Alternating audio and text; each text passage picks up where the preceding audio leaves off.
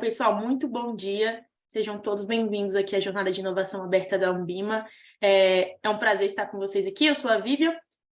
Enfim, vou estar aqui guiando hoje as apresentações das startups. Espero aqui contar com vocês. Qualquer dúvida também fiquem à vontade para mandar no chat, que a gente vai ajudando.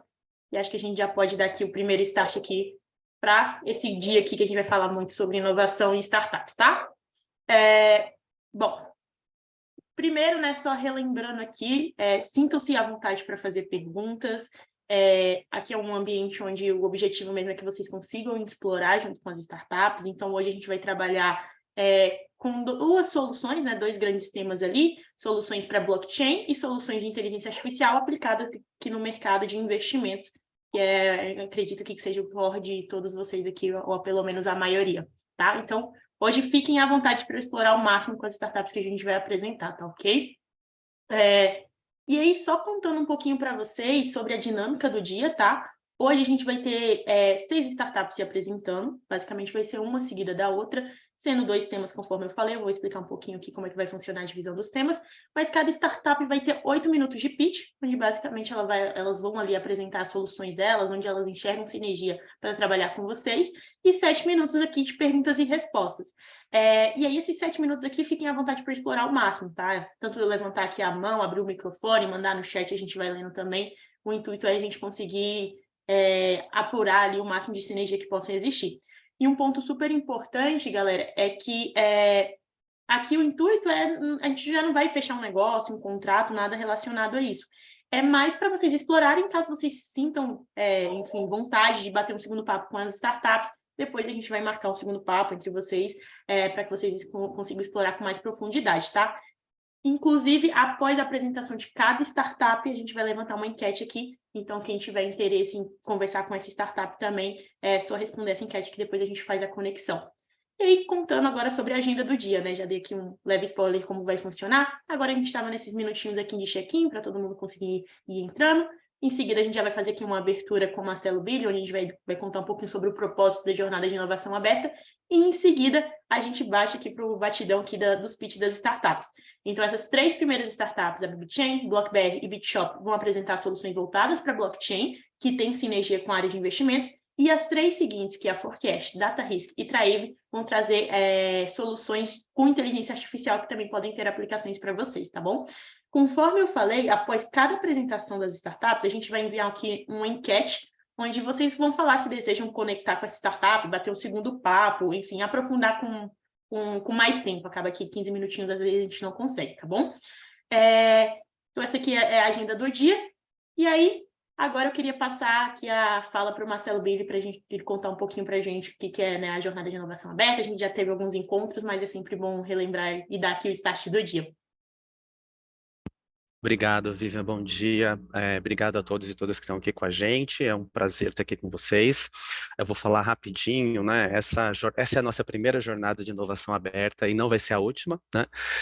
Esse é o último encontro da nossa primeira jornada. Logo mais a gente vai trazer mais novidades para vocês. E a nossa intenção é sempre promover não só jornadas como essa, mas todo tipo de iniciativa que a Ambima puder promover para aproximar a comunidade de inovação, o ecossistema de inovação, de startups e de novas soluções, né, dos incumbentes, das instituições que estão no nosso mercado e que demandam bastante isso da gente, né? Como é que nós, como associação, podemos nos conectar mais e ajudar os nossos associados a se conectarem com o ecossistema de inovação?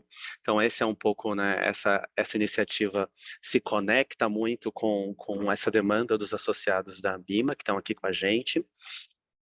Vamos trazer mais novidades para vocês. Agora, em agosto, a gente tem um dos principais eventos da Ambima, que é o Ambima Summit, que acontece no dia 16 e 17, e a gente vai estar lançando no Summit nossa rede de inovação, né, que também tem esse propósito, né, de ter uma governança aberta, onde as empresas e instituições podem se conectar para discutir e trocar experiências sobre inovação com a Ambima. Então, logo mais a gente vai ter novidade, mas fica aqui o convite para todos vocês participarem do Summit. Vai ter muita discussão de inovação também lá na programação.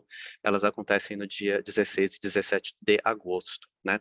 Então, era isso, eu espero que seja uma manhã bastante produtiva para todo mundo, estou bem curioso para conhecer as startups, queria agradecer as 6 startups que estão aqui com a gente, sem elas a gente não conseguiria estar fazendo essa jornada, né? E agradecer a equipe aqui da Ambima também, Luiz, Lucas, Flavinha, que estão aqui e que estão ajudando a gente a colocar de pé, junto com a Liga, essas iniciativas. Então, obrigado, espero realmente que seja uma manhã produtiva para todo mundo. Vamos lá, Viviane, obrigado. Vamos sim, obrigada, Marcelo. E é basicamente isso, gente. Vamos dar esse start aqui para conhecer as startups. Eu vou até já aqui parar de compartilhar minha tela e passar para a primeira startup, tá? Que é a BibChain. Marcelo, você já está aqui? Você consegue nos escutar bem? Oi, Vivian, tudo bem? Tudo bem, bom dia, tudo ótimo. Tudo Feliz aqui em bem? estar contigo hoje. É, Eu que vou apresentar, tá bom, Vivian? Isso, tá ok então, Felipe. Felipe, você já pode ir compartilhando aqui a sua tela, e aí enquanto você está compartilhando, só queria te relembrar como é que funciona aqui a dinâmica, tá? São 8 minutos de pitch, eu vou estar cronometrando aqui no meu telefone o tempo do seu pitch, e aí quando você bater os 8 minutos eu vou ser um pouquinho chata hoje e vou te atrapalhar ali para que, enfim, os associados aqui consigam fazer perguntas. Em seguida, a gente abre aqui para o momento de perguntas, onde o pessoal vai abrir o microfone, o chat, e aí conseguir explorar o máximo de contigo aqui sobre a BibChain, tá ok? Tá, ok. Só um segundinho aqui que eu já tô abrindo, tá bom? Tá ok. Eu só começo a cronometrar aqui quando você já tiver compartilhado. Enquanto isso, Luiz, só te responder, sim, os pitches serão disponibilizados para vocês, tá? A gente vai mandar depois por e-mail.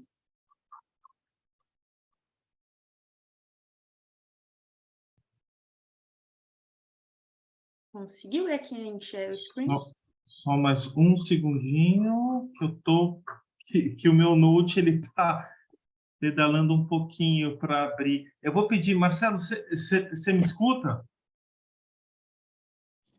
Escuto sim, Felipe.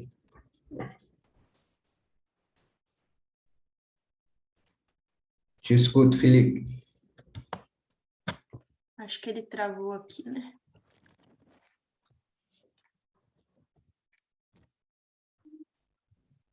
Deixa eu ver, já vou pedir.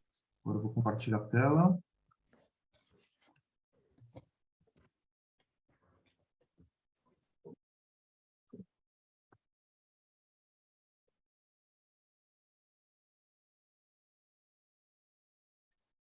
Um segundinho.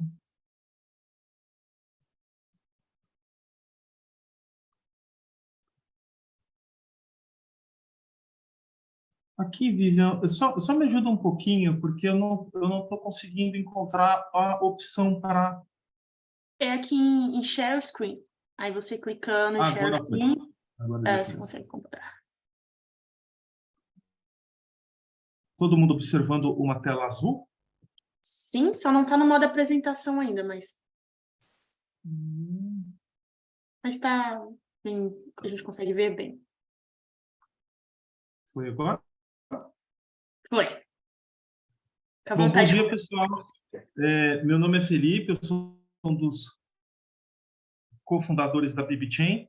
Eu vou apresentar para vocês hoje o que é a BibChain e o que a gente tem atuado no mercado em relação à infraestrutura de blockchain, os nossos projetos, o que a gente tem feito, tá? Então, o que é a BibChain e o que a BibChain se propõe a entregar para o mercado? Nós somos uma empresa especializada em computação distribuída, focada em blockchain. Então, a gente entrega arquitetura, a gente entrega soluções completas. Somos focados em plataformas enterprise de blockchain, as DPTs. A gente desenvolve soluções customizadas baseadas nesses protocolos e também a gente faz toda a parte de transferência de conhecimento, toda a parte de capacitação das equipes nas empresas que a gente atua. A gente sabe que é uma realidade de mercado, a maioria das empresas hoje, independentemente do porte delas, não possui um núcleo especializado em blockchain, então a gente faz todo esse acompanhamento e toda essa transferência de conhecimento para que as empresas também consigam ter uma autonomia em relação aos seus projetos na tecnologia, na adoção da tecnologia. Aqui uma conquista nossa, nós somos uma empresa listada no relatório da Gartner desde 2020, isso foi um trampolim para a gente, um catalisador da nossa exposição, da nossa visibilidade, do nosso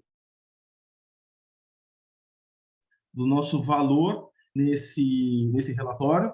A gente passou por um assessment extenso e esse reconhecimento é muito importante para a gente sempre mostra isso para o mercado. Tá? A nossa estratégia é muito baseada em parcerias, então a gente essas iniciativas como parceiras nossas, isso é o nosso acelerador de desenvolvimento e crescimento. Então, somos o Microsoft de startups, o Founder Hub. É ele que catapulta o nosso produto em seu marketplace, no caso a Azure. Então, nosso produto, Blockchain Lab, produto de infraestrutura e tokenização, ele já é o multi-idioma, 100% low-code, escalável. Esse programa também, além de todos os outros benefícios que a Microsoft traz para a gente como parceira. Somos parceiros também globais da R3 na plataforma Corda, todo Professional Services é a gente, mas também em nível global. Nossa parceria global com a Red Hat, com a Hyperledger Foundation, com a IBM. Então, a gente conseguiu muito alcance, muita escalabilidade, conseguindo esses acordos, essas parcerias em nível global. Um pouquinho do nosso tech stack, o que a gente desenvolve. Aqui são as principais, tá? A gente tem influência também em outras plataformas, em outros protocolos. Hoje a gente está muito focado no BES também por causa do Real Digital, sendo o protocolo escolhido pelo Banco Central para todo o processo do Real Digital, que hoje já se fala real tokenizado, né? Mas também temos capacidade de entrega em projetos em Fabric, mais focado para rastreabilidade, Corda, isso tudo no Open e no Enterprise, em Ethereum, Polygon, um pouquinho do que a gente tem focado nos protocolos. Esses são os principais protocolos hoje, é o que o mercado tem puxado, é o que o mercado tem adotado.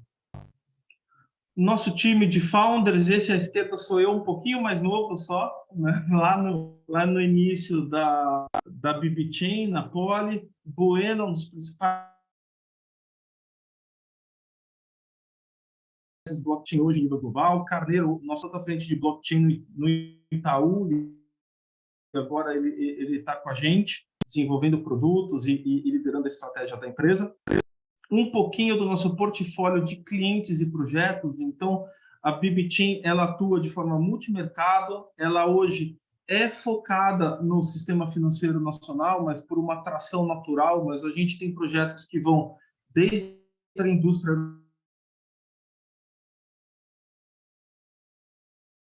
Felipe, sua internet está travando aqui. Você consegue escutar agora? E aí, Marcelo, se você puder complementar aqui enquanto a internet do... Perdão, Vivian. Acho que voltou agora. Está falhando um pouquinho a sua internet, mas voltou. Voltou? Todos me escutam? Sim. Tá. B3 Digitas, a gente desenvolve tudo que é blockchain lá na B3 e no spin-off B3 Digitas. Santander, realizamos um projeto com eles de Delivery versus Payment, testando também blockchain nos programas de ação do Banco Central. Sterk, como registradora, garantindo unicidade blockchain. Mercados de balcão com tokenização, OTC, membro integrante do Sandbox da CVM. Forrá, balcão de energia, Furnas com registros de certificados de energia renovável. FAPESP, junto com o Instituto JC, antiga APAR, em projetos de saúde, Carrefour. Então, aqui é um pouquinho, né, do que a gente atua e atuou no mercado. Todos esses nomes estão com projetos hoje em produção, então a gente já rompeu aquela barreira de POC, de adoção de tecnologia de teste, está em produção. Tá? Só trazendo um pouco do destaque, foi a BBChain que desenvolveu hoje, antigamente, o projeto de interoperabilidade de duplicatas, um projeto de destaque no ano de 2020, foi o maior projeto de blockchain da América Latina de 2020, roda até hoje, com 4 INFs, com 4 registradoras, sem nenhuma intercorrência. A gente está aumentando agora o portfólio dessa rede, desenvolvida em DLT, especificamente no Core, com Corda, para que outros registros que dependem por regulação de unicidade e que estão no seu projeto, nos seus processos de digitalização, eles entrem nessa rede e comecem a operar por ela.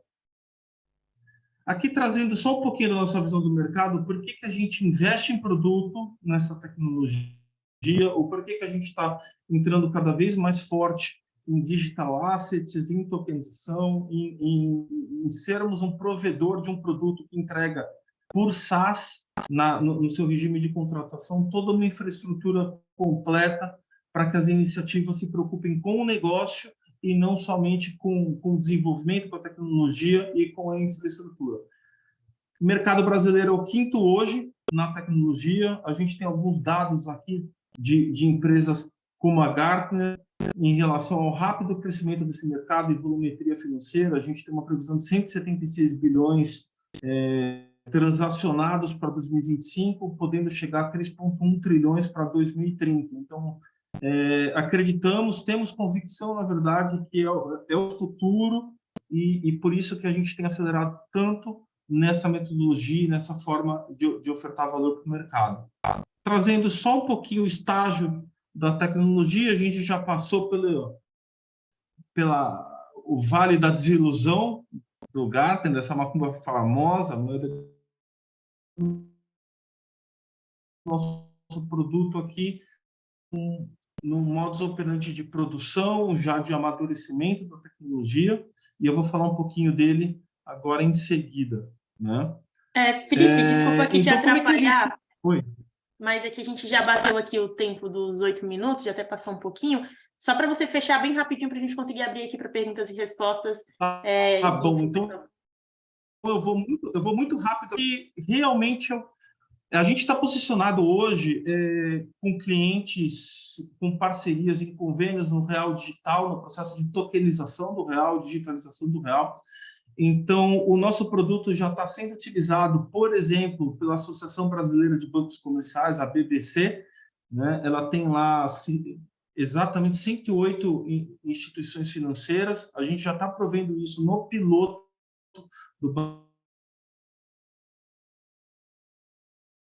Central. A gente já tem trabalhado também com a Box para testes não só de delivery versus payment, mas também para outros negócios, né, que envolvam real digital, que envolvam tokenização e que envolvam infraestrutura automatizada. Tá? Esse é o valor que a gente entrega. A gente já está inserido no contexto do real digital nesses dois consórcios e agora a gente oferece para o mercado um sandbox completo para quem não está nesse um ano de piloto do Banco Central já consiga testar a tecnologia, já consiga colocar lá seus contratos inteligentes, testar outras dinâmicas de negócio que não sejam delivery versus payment no nosso produto, tá? 100% automatizado, governança pronta, escalável em cloud e na oferta do tipo SaaS.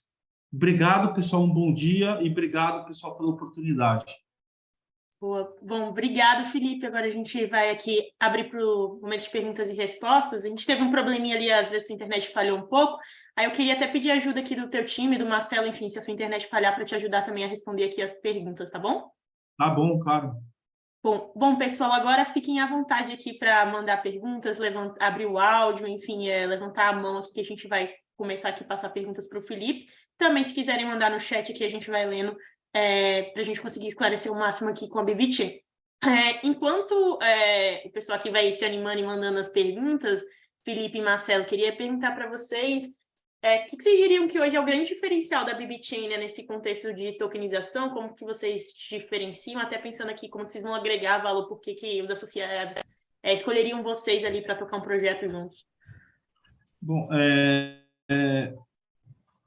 o nosso grande diferencial hoje é que a gente já atua em projetos em produção em diversos mercados que são diversos assets. A gente está inserido hoje em todos os contextos de sandbox de CVM, E aí, Marcelo, se você puder ir respondendo, caso a internet falhe. Tenta fechar a câmera, Felipe. Pode ser que ajude um pouco. Pessoal, desculpa pela conexão, viu? Porque hoje está um dia complicado aqui. Posso voltar a responder do início? Eu acho que falhou.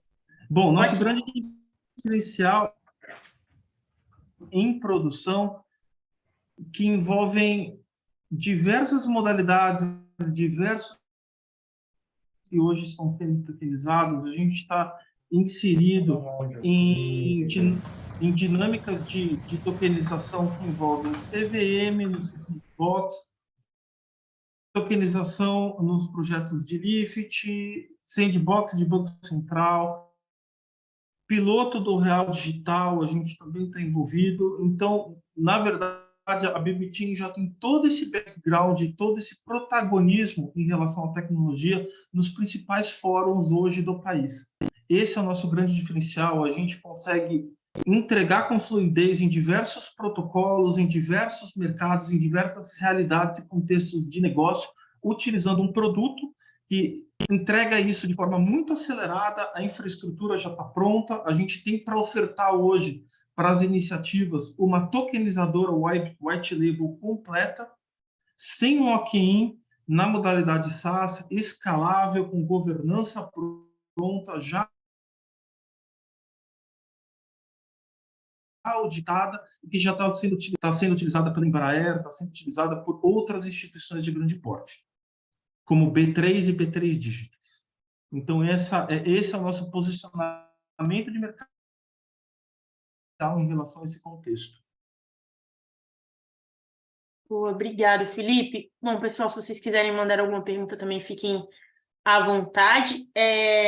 Enquanto, enfim, acho que, Felipe, a gente conseguiu pegar aqui, depois a gente também vai passar seu contato, e aí, pessoal, também o pitch vai ficar disponível para caso a gente teve aqui um probleminha na internet, vocês consigam ver também, tá bom? Estou só esperando aqui para ver se a gente tem mais alguma pergunta. Acho que, Felipe, só talvez aqui para encerrar, caso ninguém tenha mais nenhuma pergunta, o que você diria, o que a gente pode guardar de vocês aqui da BB Chain, sem ir embora hoje sem lembrar, assim, seja um case, seja... Você falou um pouco dos diferenciais, mas talvez que a gente tem que... Uma oportunidade ou um case que você acha que a gente tem que guardar antes de ir embora hoje para lembrar da BB Chain. E pode ser bem brevezinho, porque a gente já está quase encerrando aqui o tempo de perguntas e respostas. O que eu queria passar para vocês é que aqui a gente tem uma empresa 100% brasileira que nasceu num laboratório dentro da Escola Politécnica e equipe de mais de 50 engenheiros de blockchain atua global com o produto e que já possui protagonismo dentro do Banco Central, dentro da CVM, em relação ao que vai ser, como ele tem que ser, quais são as melhores abordagens em tecnologia. Então, hoje, a gente já se considera referência em relação ao projeto de digitalização de ativos, em relação à tokenização, interoperabilidade e no que a tecnologia pode oferecer para o mercado já em nível de produção. Tá? Tentei ser breve, Vivian. Foi ótimo. Um texto que não simplificado assim para conseguir falar tão rápido. Tá? Não, foi ótimo. Obrigado, Felipe. Queria agradecer aqui você e o seu time aqui por ter participado hoje, tá? É um prazer poder conhecer mais a BB Chain. E aí, pessoal, depois, só relembrando, a gente vai disponibilizar aqui o pitch deck da BB Chain para que vocês consigam aprofundar. Também, se tiverem alguma dúvida extra, a gente também pode repassar depois para o Felipe e para o time, tá bom? E aí, pessoal, agora dando continuidade aqui à dinâmica, a gente vai soltar uma enquete para vocês, que é basicamente se vocês têm interesse depois de conversar com a BB Chain. E aí, só relembrando que esse interesse aqui não é para já fechar um contrato, não é nada nisso, batido já na pedra. É mais bater um segundo papo, ali talvez enxergar um pouquinho mais de sinergia com o contexto de vocês, alguma dor específica, tá bom? Então, a gente já vai soltar essa enquete. Enquanto a gente libera a enquete, já vou chamando aqui o próximo empreendedor, que é a da Blockchain, a BlockBR, que a gente vai falar aqui com a Patrícia e com o Cássio. Cássio e Patrícia, vocês já me escutam? Tudo bem, Vivian? Estou por aqui. Bom dia. Tudo bem? Bom dia. Gente, um prazer aqui estar com vocês hoje, muito obrigado. Já vou até dando aqui a liberdade para vocês irem compartilhando a tela, enquanto eu vou relembrando aqui a dinâmica. Vocês vão ter 8 minutos de pitch, tá? Só relembrando, seguido de 7 aqui de perguntas e respostas. Então, eu vou ser um pouco aqui, a chata do evento, que quando vocês baterem ali os 8 minutos, vou atrapalhar vocês, mas peço que vocês consigam ser cirúrgicos aqui na apresentação, tá ok? Vamos lá. Já tá, só não tá no modo apresentação, tá? A gente já consegue ver. E eu começo a cronometrar aqui quando vocês iniciarem. Ah, tá legal. Só um minutinho. Peraí.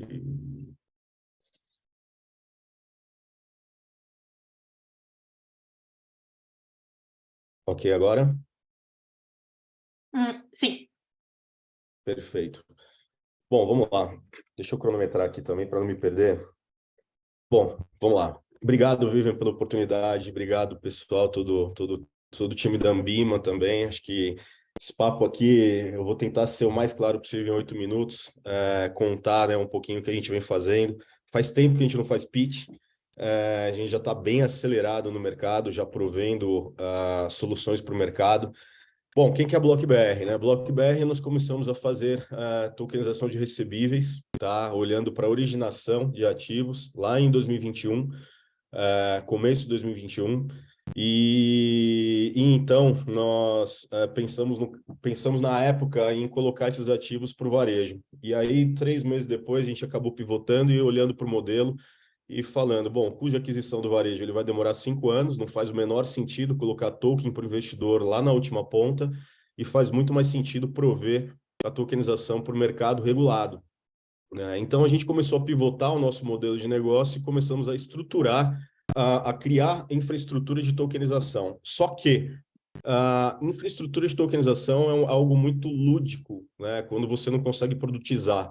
Tecnologia dentro da tokenização, ela representa 5% do que se pode entregar hoje em dia, tá? O restante é muito mais jurídico, financeiro e comercial, né? O nosso grande diferencial da BlockBR é que nós temos os melhores escritórios jurídicos, são sócios da BlockBR, tá? Um deles é a Lefosse, e eu fiquei muito feliz em saber que a Ambima foi basicamente criada lá dentro da Lefosse, né? E a Lefosse é uma sócia BlockBR.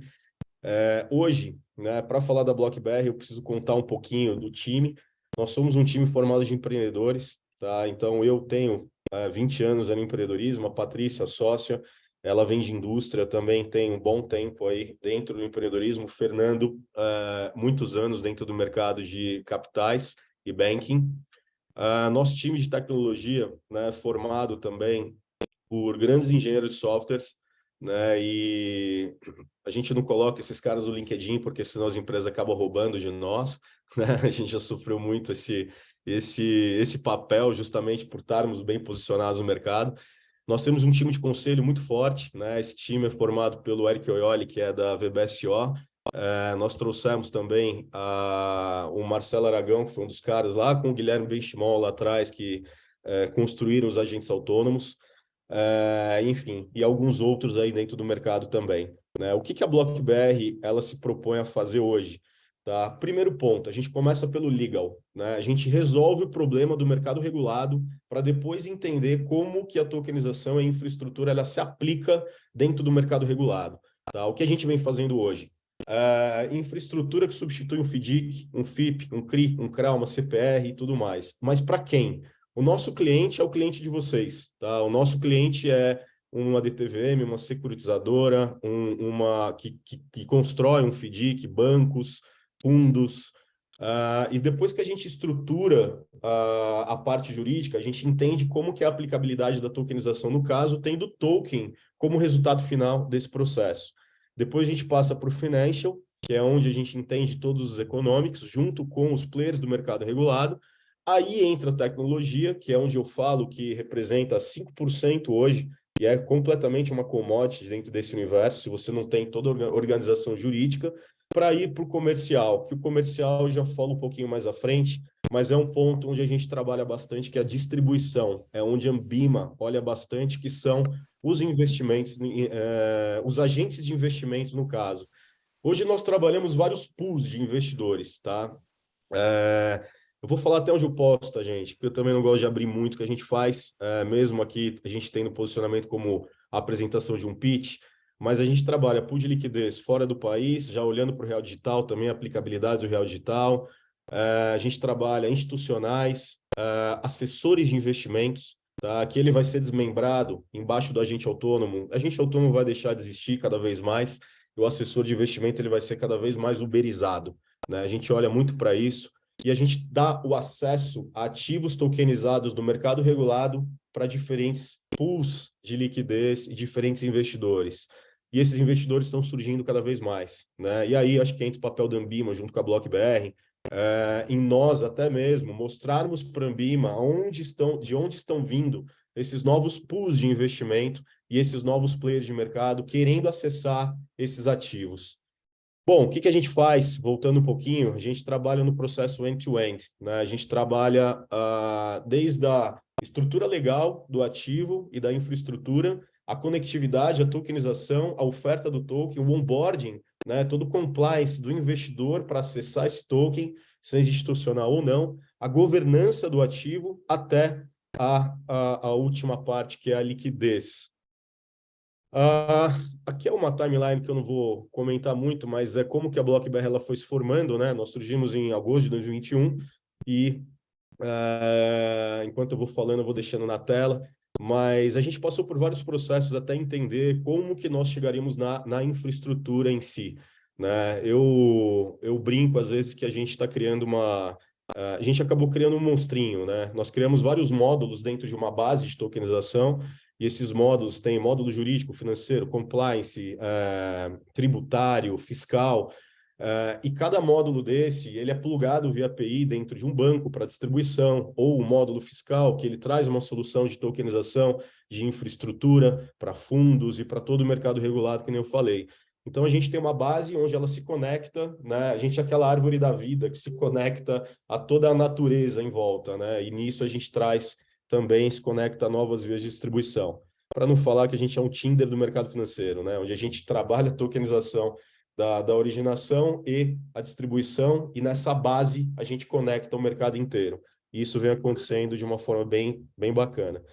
Nosso principal produto, tá, é infraestrutura de tokenização para o mercado regulado, para originadores de crédito e de ativos reais.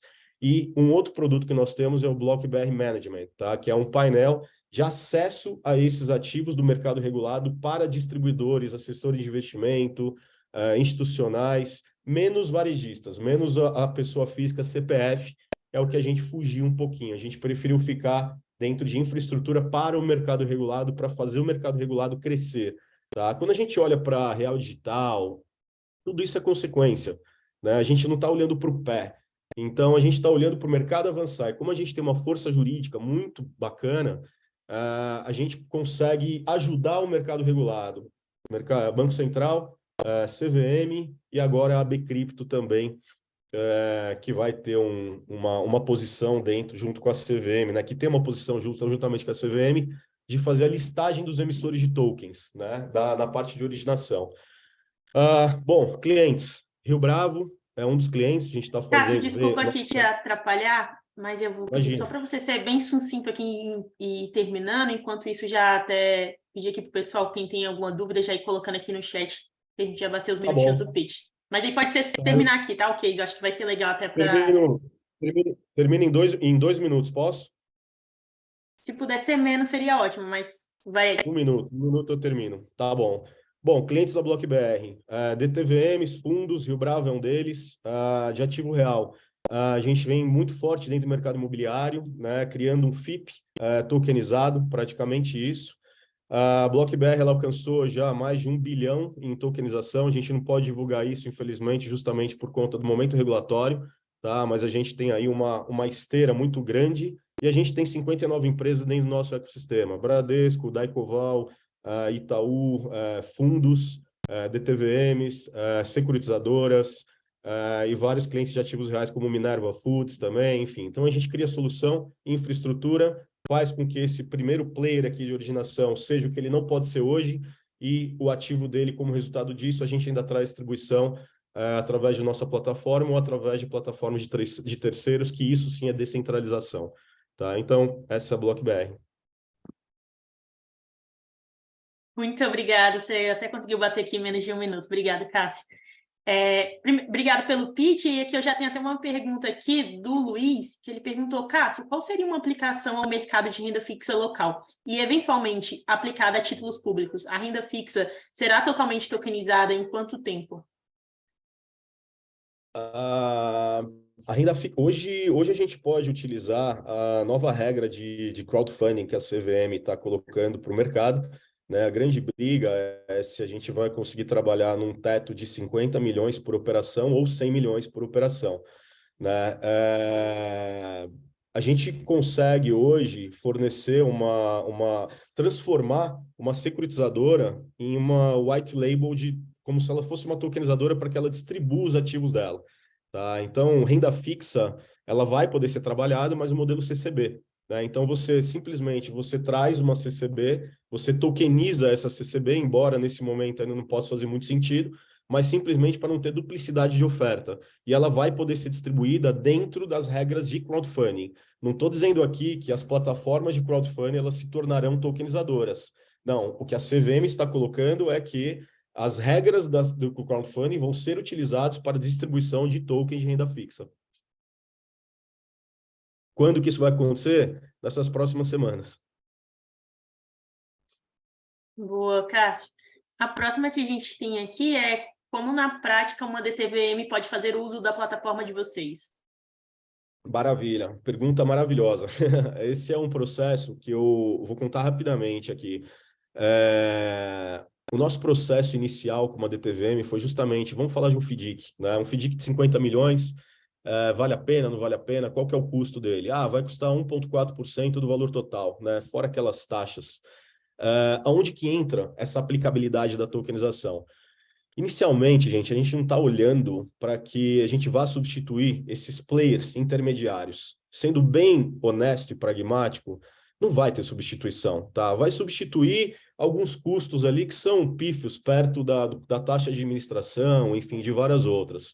E o que a gente está olhando, simplesmente, é para que uma DTVM, ela migre, tá? O processo dela de estruturação seja migrado para a nossa infraestrutura, porque o que a gente está olhando é que ela possa ser uma gestora, ela possa ser também uma distribuidora, ou ela traga os ativos também como resultado os tokens, para que haja descentralização na distribuição. Então, o que a gente está fazendo no mercado não é olhando que a gente vai substituir vários intermediários dentro de uma estruturação de uma DTVM, e sim fazendo com que a DTVM migre, tá, para um FDIC token, por exemplo, que é um nome ridículo a ser chamado, que isso não vai funcionar assim, mas que o mercado daqui a pouco vai migrar 100% para esse tipo de infraestrutura, mas que o resultado de uma DTVM seja alavancado, seja escalável, tá? E ela possa fazer um papel que ela não faça hoje também, que é ser uma gestora, se ela quiser, ela pode ser uma distribuidora também, né? Então, vou dar um exemplo aqui. Vamos supor que se... um exemplo, um spoiler, né? Vamos supor que, na regra de crowdfunding, o teto de distribuição seja 50 milhões. Pô, a gente já tem mais de 1 bi em ativos para tokenizar. Então, eu uso uma DTVM parceira para que ela faça a distribuição, né? E aí eu estou dentro das regras da CVM e estou ajudando também a essa diligência, né? Que ou vai ser via Bcrypto ou CVM, enfim, tudo mais. Não sei se eu me fiz claro, mas acho que sim, né? Eu acho que, resumo final em uma frase, a DTVM ela vai migrar para infraestrutura de tokenização e vai enxergar novas possibilidades de escalabilidade. Show de bola, Cássio. Acho que você conseguiu responder sim aqui o Igor deu. A gente tem outra pergunta aqui, Cássio. O que você considera, né? Quais são as vantagens de tokenizar ativos de renda fixa para uma securitizadora, uma DTVM, uma administradora, em comparação com o modelo atual? Eficiência, segurança, escalabilidade, poder resolver um problema cambial, de trazer dinheiro de fora para dentro. Você imagina que uma taxa de juros que a gente trabalha hoje, tão alta, né? E você poder... Nós temos um token hoje, antes de assistindo aqui a fala do colega que falou da BB-Chain, eu estava respondendo um pessoal falando, poxa, eu quero colocar dinheiro nesse token que vocês têm de 2% ao mês, né? Então, primeiro, né, eu vou dar um passinho para trás e contar como que a gente traz originação. A gente não se envolve no processamento de risco, a gente traz um parceiro, né, que tem a capacidade e que já dá crédito para o mercado, para a gente não envolver riscos. Mas a gente tem o credit score dessa renda fixa para passar para o investidor institucional, né, ou assessor de investimento, ou institucional, ou até mesmo pessoa física, que não é o nosso core, mas a gente tem um pool interno da BlockBR, A renda fixa em si, ela vai... Pode parecer um pouco lúdico falar isso, tá? Mas ela tende a sair da securitizadora, né? Se a securitizadora não tiver um bom preço, né? Porque ela pode ir para vários outros canais, né? Dentro da tokenização. Você imagina que eu consigo, através da tokenização, dar arbitragem para uma securitizadora. E ela pode ser tão grande quanto um banco, né? Só que eu faço isso em todos os players de mercado. Então, o que a tokenização ela traz de benefício é que você pode ser o que você ainda não é, né? E você pode ter um papel Se eu dentro puder até dela. colaborar, Claro, Paty. desculpa te interromper, Carlos, mas eu acho que até uma forma Essa bem resposta simples você gosta. eu adoro ela, porque eu acho que assim, a gente tem, obviamente, um momento, né, transitório. A gente tem a tokenização do jeito que ela está sendo feita hoje, a gente tem a tokenização sendo feita de maneira ideal. Quando a gente fala de maneira ideal, e é isso que a gente vem buscando e trabalhando especialmente com o jurídico, você basicamente nasce a tokenização no ativo, e não ali no título que lastreia esse ativo, que hoje é usado como recurso para renda fixa, né? Então, quando você tira essa camada, você basicamente encurta todo o percurso do ativo chegar até, de fato, o mercado de distribuição. E se a gente puder resumir qual é o cenário ideal para isso acontecer, é que a gente torna todo o processo de renda fixa uma grande esteira produtiva automatizada. Isso quer dizer que tanto os originadores quanto os distribuidores têm acesso a esses potenciais ativos de uma maneira muito mais rápida, de uma maneira muito mais barata, porque você também traz a tecnologia e você substitui um processo até muitas vezes manual de conseguir ter aderência com esses excedentes e fazer disso um grande caminho produtivo, onde você já leva esse ativo direto para o dinheiro, obviamente aproveitando outras vias de distribuição. Então, de uma forma resumida, o que a gente tem é um potencial de escalabilidade muito maior e, assim, sem precedentes comparados ao modelo tradicional. E aí, falando de papéis, a gente também entende que isso vai trazer um volume muito grande de novas figuras no papel de securitizadoras, de novas figuras no papel de distribuidoras, e a partir daí você expande, enfim, a participação de novos players em papéis que hoje são mais segmentados, né? Acho que é isso.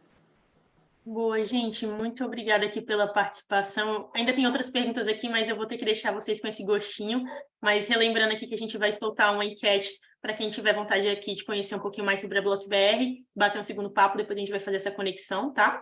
E aí, Cássio e Patrícia, muito obrigada aqui pela disponibilidade de vocês. Foi um prazer contar com vocês hoje. Fiquem à vontade para assistir os demais pits, tá? E aí, mais uma vez, obrigada. Obrigada. Muito obrigado, Vivian. Muito obrigado a todo mundo também. Qualquer questão, qualquer comentário ou pergunta, tem uma pergunta muito boa aqui sobre a CETIP. Faço questão de responder você também, Luiz. Se puder ser no meu LinkedIn, agradeço. Fique à vontade. Deixei meu link aqui do LinkedIn. Qualquer questionário, qualquer coisa, estou super à disposição. Obrigado. Obrigadão. Bom, gente, como eu falei, eu tenho que ser um pouquinho chata hoje, às vezes não vou conseguir pegar todas as perguntas, mas depois a gente passa para o Cássio também, fiquem à vontade para entrar em contato com ele, tá bom? E aí agora a gente vai já soltar até a enquete aqui para quem tiver vontade de conhecer um pouquinho mais sobre a blockchain, blockchain sim, sobre a BlockBR. Então, relembrando aqui que não é para fechar um contrato, já é só para aprofundar um pouquinho mais e isso, enfim, depois gerar alguma coisa a gente segue em frente. Enquanto isso, eu já vou até chamando aqui o próximo empreendedor da BitShop, que é o Marcos. Marcos, você consegue nos escutar já? Bom dia, pessoal. Sim, consigo escutar. Bom dia. Muito obrigada, Marcos, pela sua presença hoje. A gente está bem empolgado aqui em poder vir assistir vocês. Enquanto eu vou já te passando as regras, né, relembrando aqui o tempo, que é 8 minutos de pitch e 7 de perguntas e respostas, você já pode ir aqui tentando compartilhar a sua tela. Ok. A gente começa. Eu que agradeço, Vivi.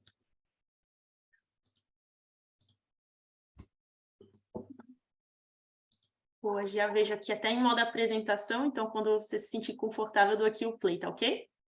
Ok, vamos começar então. Bom dia, pessoal. Obrigado pela presença de vocês aqui. Eu sou o Marcos, eu sou fundador da BitShop. E a BitShop, ela é uma fintech, né? Uma techfin, na verdade, focada em tokenização e infraestrutura blockchain, né?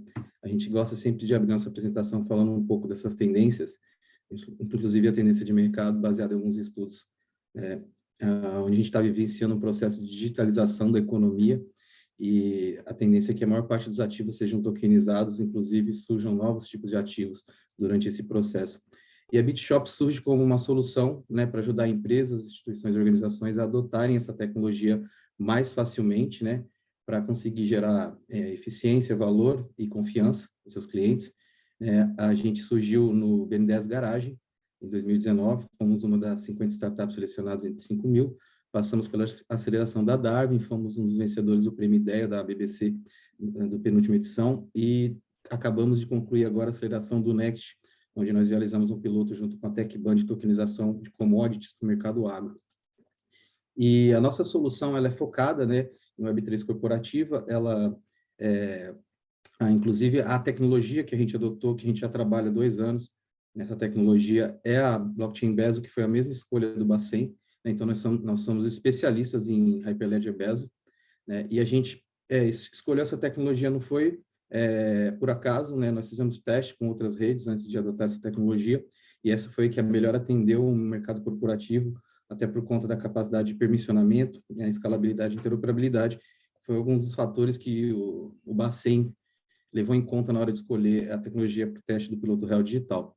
Tá? Então, a gente consegue trazer maior segurança e transparência através da nossa solução, eficiência com SG Compliance. SG é um dos pilares aqui da nossa empresa, então a gente trabalha muito focado nesse tipo de necessidade, e a capacidade de interoperabilidade escalável. Nativamente, a Hyperledger Bezo ela tem um TPS limite de 400 transações por segundo, tá? A nível de comparação, uma rede Ethereum tem 20 transações por segundo, em média. Nós conseguimos aqui, com a arquitetura que a gente desenhou, multiplicar esse fator de 400 transações por segundo por 1.000. Então, assim, a gente construiu uma solução com uma capacidade de escalabilidade muito grande, interoperabilidade muito grande, uma eficiência com baixo custo, tá? Tanto em homologação quanto em produção, e também toda a questão de certificação, né? Tanto na custódia quanto nos processos. A nossa solução, ela traz, né, através de uma API, né, ela é embarcada através de uma API, desde o processo inicial de emissão, tokenização de ativos fundíveis, semifundíveis e não fundíveis, tá? A gente consegue tratar a questão de oferta primária, secundária, né, já com um match engine, um order book próprio nosso aqui, com todos os recursos necessários para você fazer transação em mercado secundário. Na questão da oferta primária, a gente consegue trazer toda a capacidade para você criar stronger holder offering com ofertas com regras específicas, tá, baseadas no smart contract, e distribuição com split automático já no processo de venda primária. A questão de custódia, nós estamos à frente no mercado, né? Hoje nós conseguimos fazer a custódia totalmente segura, com estruturação, já estruturada para a certificação FIPS 140, que atende reguladores do mundo inteiro, tá? Então, a gente tem um processo de guarda segura de chaves, a gente não guarda chave em banco de dados, que nem algumas empresas atualmente fazem hoje no Brasil, e a gente também traz toda a questão de governança de tokens e capacidade de formalização com registro de dados em blockchain, tá? Com IPFS, então a gente consegue trazer todos os dados físicos vinculados ao token e condensar eles num arquivo base 64 em IPFS, para que esses registros também fiquem de forma imutável vinculados ao token, tá? E a capacidade de integrar com outras fontes de registros externos off-chain, como registradoras, né, como a CRDC, CERC, etc. Alguns recursos que nós temos na nossa aplicação, né, diferenciais, a experiência com Hyperledger Bezo, né, que talvez seja uma das maiores do mercado, a capacidade de multi-tenant, a gente consegue criar diferentes tenants utilizando a mesma rede, a mesma aplicação, barateia muito o custo, e também a gente consegue criar uma capacidade de interoperabilidade entre esses tenants para eles fazerem troca de tokens com RBAC, e também poderem fazer venda parceira, né, dos tokens, negociações parceiras com rebate. Um smart contract para tokenização que facilita muito o processo de emissão, a gente consegue emitir token com um clique, tá? Em 2 segundos, que é o tempo de processamento ali do bloco.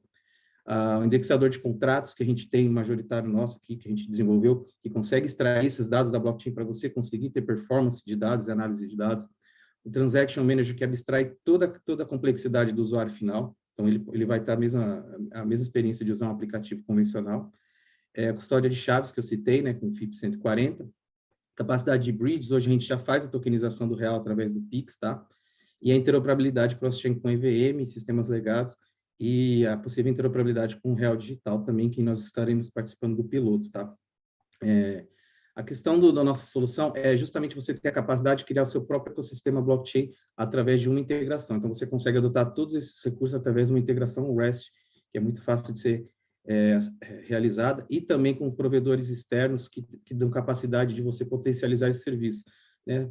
Tanto para mensageria, e-mail, SMS, quanto a serviços de KYC, antifraude para fazer verificação, né, custódia bancária, a gente já tem tudo isso embarcado na nossa solução atualmente. Nós estamos atendendo hoje diversos segmentos de tokenização, né? Nós somos uma empresa de infraestrutura tecnológica, nós não somos uma empresa jurídica, não somos uma empresa financeira, nós oferecemos a tecnologia para vocês fazerem os processos baseados na regra de negócio de vocês, né? E eu trouxe alguns cases aqui de exemplo, como é o caso da tokenização do ouro, onde nós criamos 2 tipos de token de ouro, um para futuro, né, o ouro futuro, e outro para stable, né, e a gente consegue, né, através da solução, trazer esse caráter de ESG também para você conseguir ter toda a procedência do ativo vinculado ao token, tá? Então, você já tem essa visibilidade, né? Então, no caso aqui, para combater garimpo legal. E a gente trouxe também aqui outro case que a gente apresentou agora, recentemente, no Demo Day da Fenasbac, onde nós fizemos um modelo de tokenização de commodities agropecuárias, nós criamos 2 modelos de token fundíveis e semifundíveis, onde a gente trouxe todos os detalhes da operação e do asset para o token naquele mecanismo que eu falei de IPFS. Então, a gente traz todos esses dados, vincula ele ao token, para você ter desde a geolocalização, prazo, indicador, dados de compensação. A gente já trouxe essa questão da sustentabilidade, que acabou de estar se tornando uma exigência do regulador. Então, a gente consegue negociar uma safra antecipada e dizer se esse produtor está usando algum processo de certificação ali ESG por trás, né? Se ele está fazendo a compensação de forma adequada, o manejo do solo adequado para fazer essa negociação ser ainda mais valorosa, né, para o mercado. E aqui tem um funcionamento, um mecanismo de funcionamento. Aqui a gente trouxe um vídeo com a demo, né, mas eu acho que não vai dar tempo de mostrar inteiro, porque está acabando o meu tempo. Mas aqui já é o projeto funcionando em produção, aqui com Bezo. Então, a gente faz a compra de um token fundível aqui de soja, a gente fez um token semifundível de molho, então na soja você compra por tonelada, no milho você compra por saca, que é o semifundível, né? E todos esses dados aqui já estão, né, nos metadados do token, em PFS, como eu falei, e é muito simples de utilização. Essa solução foi implantada em 20 dias aproximadamente, aqui usando a nossa solução, e basicamente ela também já tem aqui um front-end que a gente oferece para os nossos clientes, né, em React, com responsividade, e já está fazendo o registro da transação em blockchain com DVP bonitinho, né, já envia e-mail transacional, já está pronta para ir para o mercado, né? Inclusive, já tem empresas que estão procurando a gente para adotar.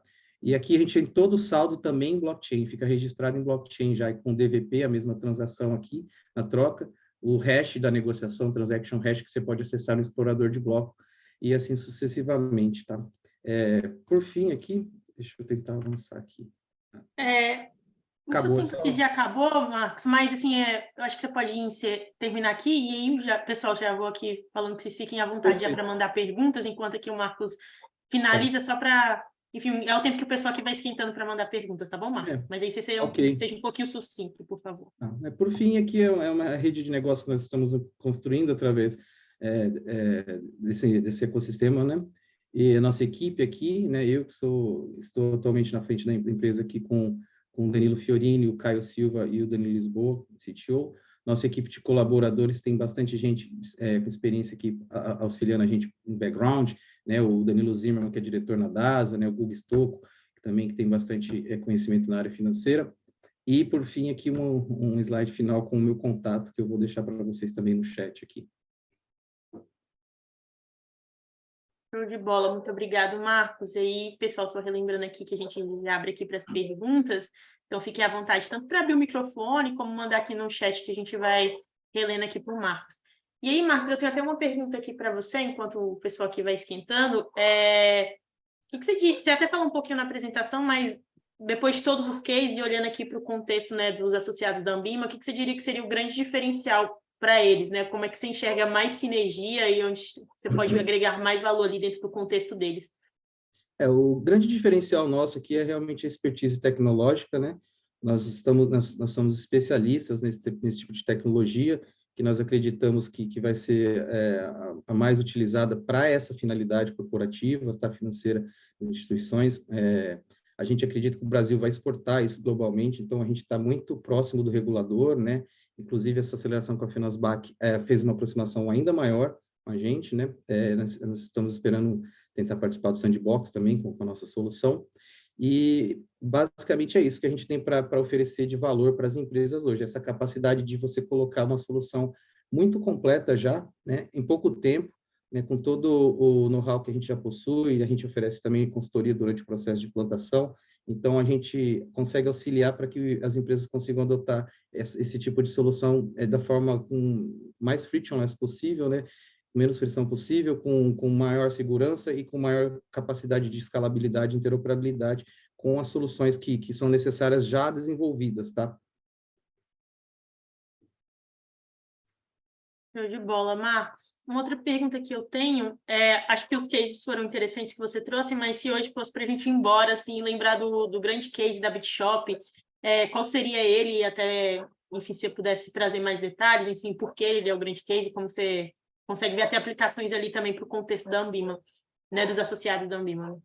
Isso, o que a gente traz de maior valor realmente são esses diferenciais de tecnologia que a gente faz, né, que é resolver esses problemas nativos, assim, para a utilização da blockchain.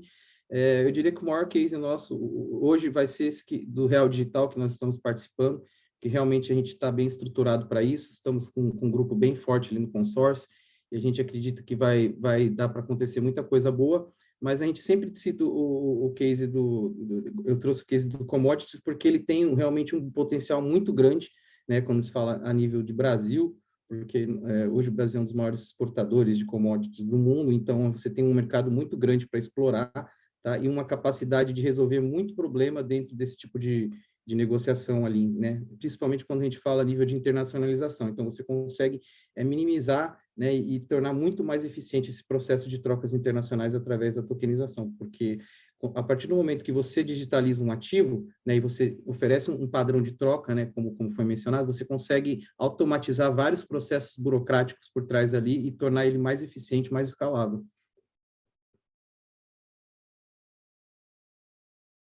Boa, Marcos, acho que ficou mais claro aqui até para todo mundo.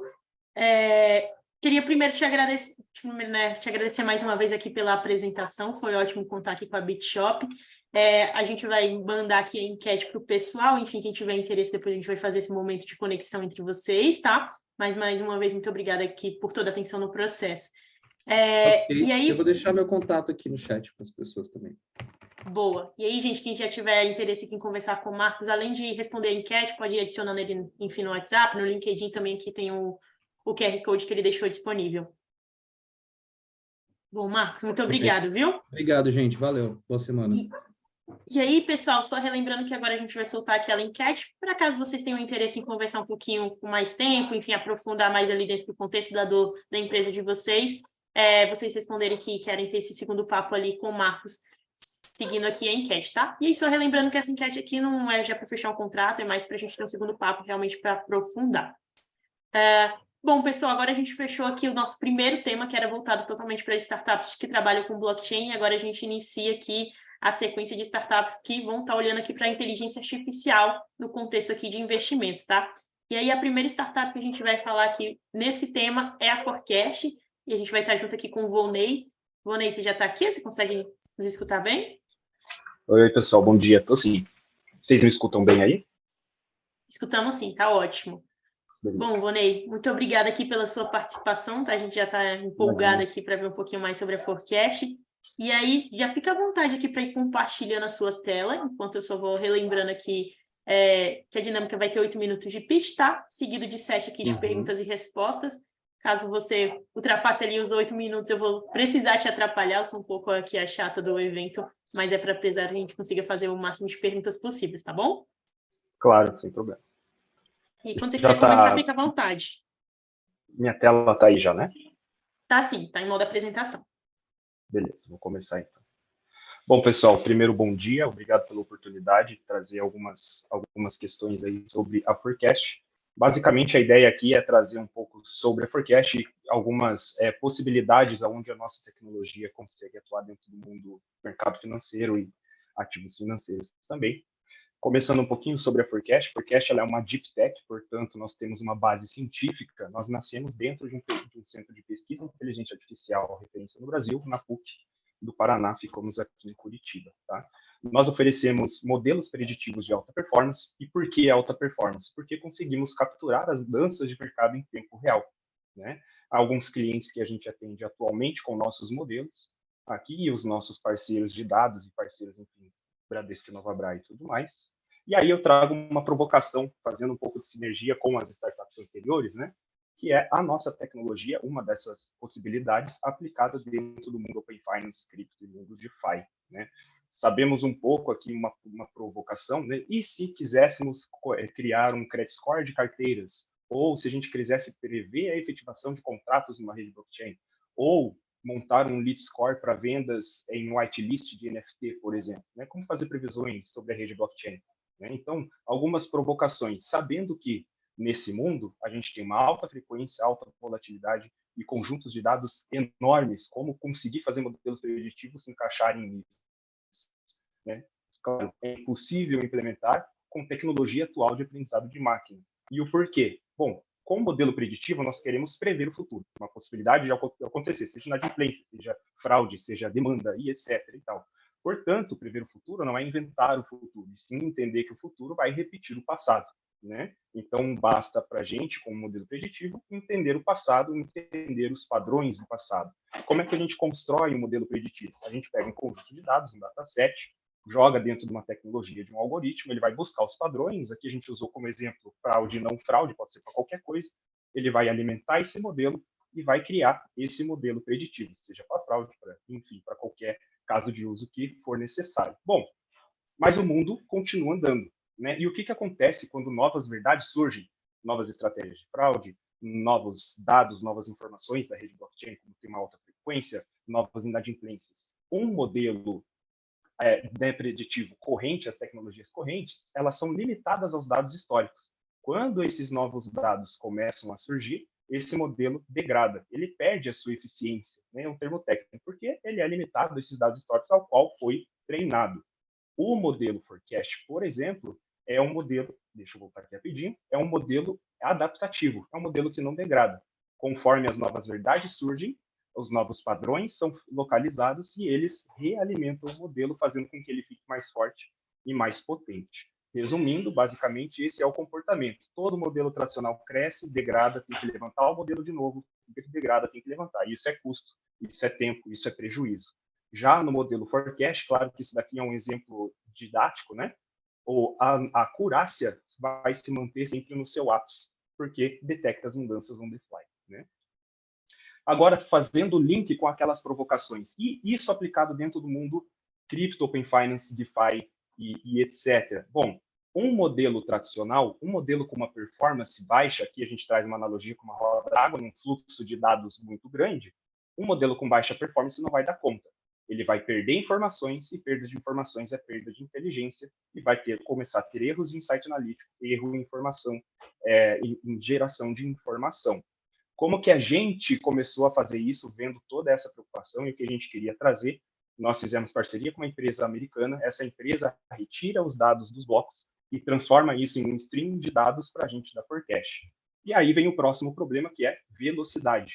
Como que a gente faria o nosso modelo girar na mesma velocidade desse fluxo de dados? Então, atualizamos a nossa tecnologia, o nosso framework para a tecnologia C++ e NVIDIA, tornando o nosso modelo 3.800 vezes mais rápido e fazendo com que fosse possível, então, a gente ter um modelo preditivo, né, adaptativo, conseguindo aguentar todo esse fluxo de dados, gerando, assim, insights analíticos saindo, tornando possível a criação daqueles modelos preditivos através da nossa plataforma de tecnologia Adaptive AI aplicada a esse mundo. Adaptive AI, inclusive, a Gartner publicou ser uma das 10 tendências de inovação e inteligência artificial estratégicas dos próximos 10 anos.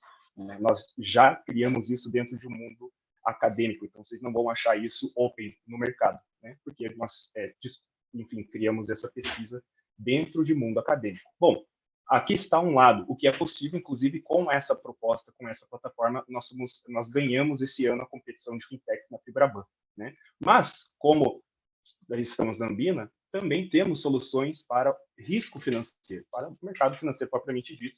Por quê? Porque, como nós somos proprietários da tecnologia de criação desses modelos preditivos, a gente consegue aplicar isso para qualquer nicho e qualquer produto. Então, esse produto, que é o nosso antifraude, carinhosamente apelidado de antifraude do futuro, foi o produto o qual ganhamos a competição fintech na Febrabantech do ano passado também, então somos os únicos e primeiros bicampeões lá, com esse produto. Qual que é a grande diferença desse produto comparado aos outros antifraudes, né? Ele persegue o fraudador justamente por aquela questão que eu comentei ali atrás, da gente conseguir ter essa atualização em tempo real do próprio modelo. Então, assim que surgem novas fraudes, novas verdades, o modelo ele é automaticamente atualizado, mantendo a sua acurácia sempre no topo. Coisa que para bancos e etc., quando uma nova fraude acontece, é prejuízo, e essa informação não serve de nada no curto prazo. A gente pega essa informação, porque ali está o ouro, e retroalimenta, fazendo com que o modelo tenha a memória 100%, tanto daquela primeira fraude lá do dado histórico, quanto dessa mais atual, e isso vai acontecendo conforme as coisas forem. Aqui um pouco de alguns cases desse produto que eu quis trazer. Esse é um case, a gente não pode abrir por questão contratual, mas é um antifraude sobre a autorização de cartão de crédito, 40% a mais de fraude detectada, 34% a menos de negativações e 4% a menos de alarme falso. Aqui temos um outro case também, antifraude na originação da venda de cartão de crédito, 64% a mais de vendas, é claro, vocês vão dizer, mas é só abrir a torneira que a gente vai vender muito mais. E quantas fraudes viriam dentro disso? Nesse caso, só 2 novas fraudes nesse aumento de 64% de vendas, 21% a menos em derivação para a mesa. Isso também foi algo bem interessante, né? O nosso próximo produto, modelo, é um credit score customizado. E aqui também está um grande diferencial, pois se a gente comparar com os modelos genéricos de prateleira dos birôs, né, somos os únicos capazes de capturar as características do nicho. Por quê? Porque a gente consegue unir os dados do próprio cliente, os dados da transação, com os dados de um birô que ele esteja usando e os dados forecast. Nós temos uma parceria com o TransUnion, nós geramos 3 possibilidades de modelo e fazemos esse backtest e trazemos e aplicamos o modelo que mais tem acurácia, né? Fazendo com que nesse case, por exemplo, de um credit score de comportamento em uma indústria, a gente conseguiu concentrar até o score 0 a 150, aproximadamente 70% da inadimplência em apenas 18,5% da população. A eficácia disso para uma política de crédito é muito interessante na sua aplicabilidade. E, por último, os nossos modelos de collection, né? Então, a gente tem o Collection Score, Best Channel, Best Time to Call, Negotiation Advisor, ou seja, eu consigo aplicar taxas de descontos personalizadas de acordo com o perfil desse cliente que eu quero cobrar, e a segmentação ideal, que é o que está aqui do lado.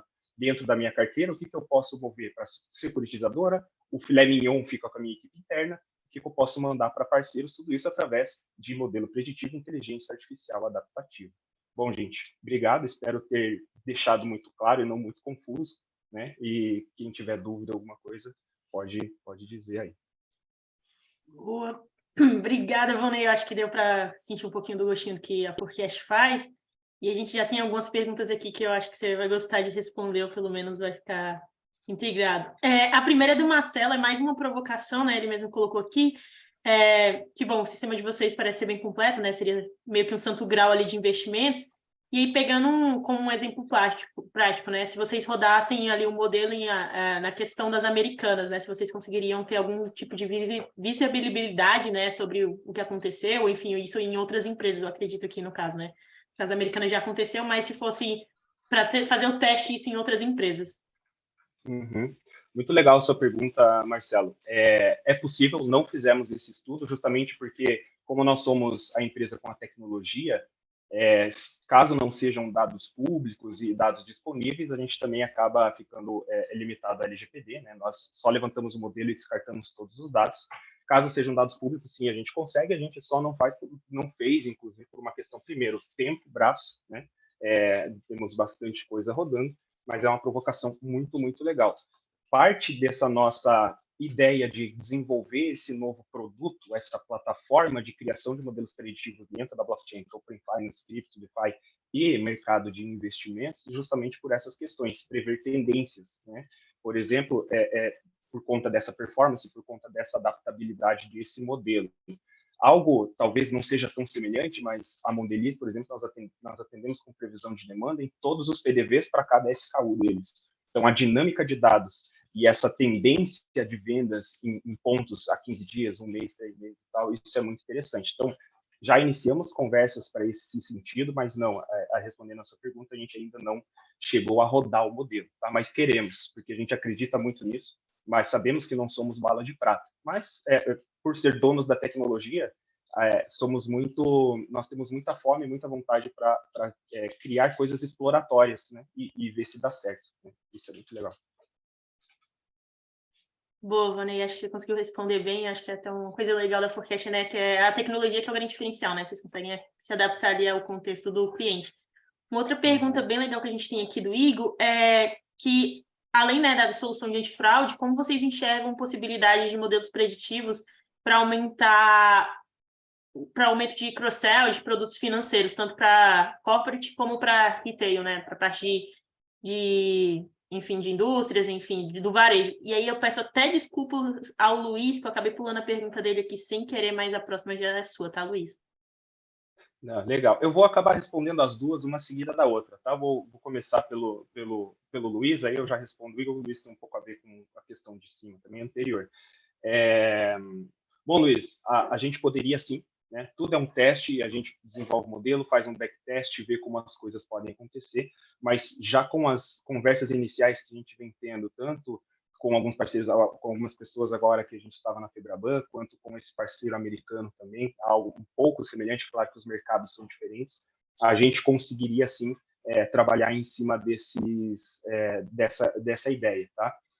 Eu peço desculpa, talvez eu não consiga exemplificar isso da melhor maneira, talvez isso ficaria mais fácil ser alguém da nossa equipe técnica, cientista de dados, o nosso próprio CEO. Então, se você quiser, eu vou deixar meus contatos depois, e aí a gente pode conversar, estreitar um pouco sem compromisso e entender essa questão exploratória aí mais para frente, eu acho que vai fazer todo sentido, tá? E já aproveitando para responder o Igor, para além de solução de fraude, como serve a possibilidade de discutir para aumento de cross-sell? Bom, nós aplicamos isso junto com o Banco CNH, né? Então eles são o banco da venda dos caminhões, né, e tratores e tudo mais, e a gente tem um modelo em fase de testes lá rodando, tanto para um lead score e previsão de vendas deles mesmos, então a gente conseguiu segmentar, e outro para essa questão de cross-sell. A gente costuma dizer que é o seguinte, no nosso modelo de trabalho, aonde a gente ganha dinheiro não é no setup do modelo. Cobramos um pouquinho sobre isso, mas nós cobramos o call para o modelo, né?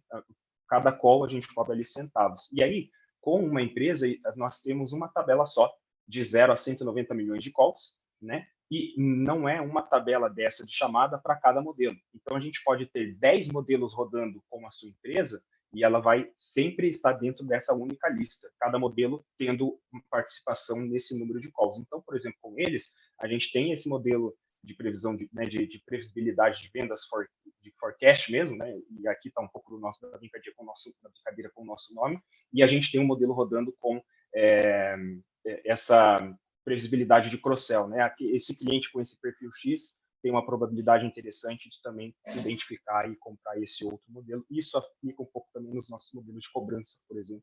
A gente tem algumas coisas acontecendo nesse sentido, tá? Boa, Vonei, acho que a gente conseguiu aqui pegar bem. Então, pessoal, se vocês tiverem mais alguma dúvida, ainda tem um minutinho. Mas aí eu acho que, Vonei, talvez aqui, só aproveitando esse último minutinho aqui, caso ninguém mande uma pergunta, qual seria a grande mensagem ali, né, o grande diferencial, ou que você gostaria que as pessoas fossem embora hoje lembrando da Forecast como oportunidade e, enfim, trabalhar junto com vocês?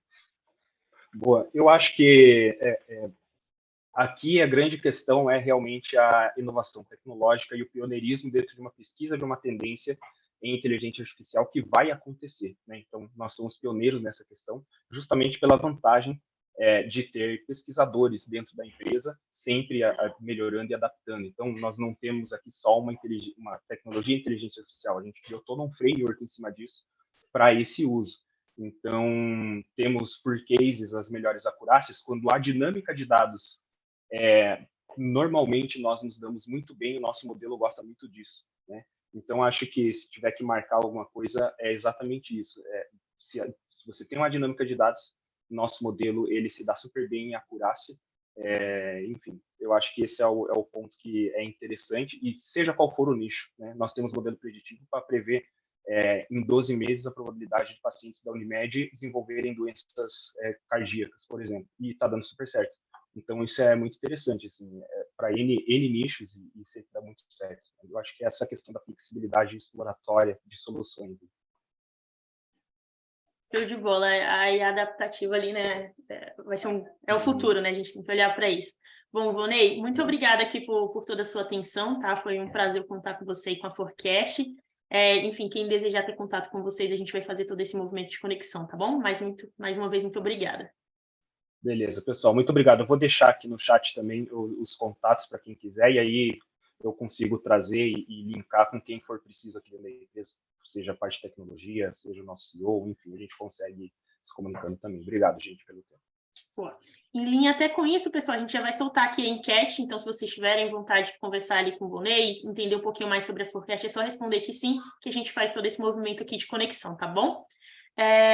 Enquanto a gente vai liberando aqui a enquete, já vou chamando aqui a DataRisk, a gente vai estar com a Luma, que vai contar um pouquinho mais sobre como a DataRisk pode agregar valor para vocês. Luma, você consegue nos escutar bem? Sim, estou escutando bem. Show de bola. Bom, tudo bem, Luma? É muito bom ter aqui você com a gente. Luma, eu já vou até te pedindo aqui se você consegue já ir compartilhando a sua tela, e aí só te relembrando a dinâmica, né? A gente vai ter 8 minutinhos de pitch, seguido de 7 perguntas e respostas. Eu vou ser um pouco a chata aqui do evento, então caso passe os 8 minutos eu vou te atrapalhar, tá? Mas é só para a gente conseguir explorar o máximo ali no momento de perguntas, tá ok? Não sei se você travou para mim. Luma? A Luma deu uma travada aqui. Só um minutinho.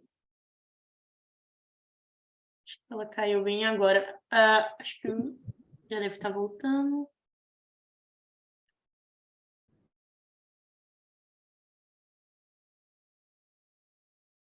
Acho que o Júlio e o Emanuel também estão aqui. Vocês conseguem compartilhar pela Luma? Olá, pessoal. Compartilhar aqui. Assim, bom dia. Haroldo, por favor.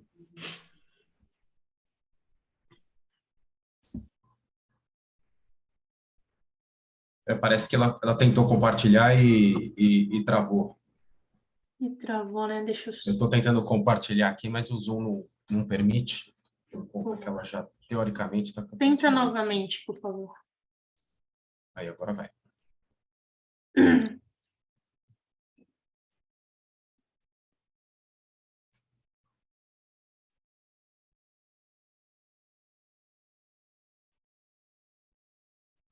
Todo mundo vendo a minha tela? Está sim. Sim. Ah, perfeito. Bom, eu vou iniciar aqui então, pessoal. Depois a Luma vai apresentar, se ela conseguir voltar, ela vai apresentar um slide aqui para vocês.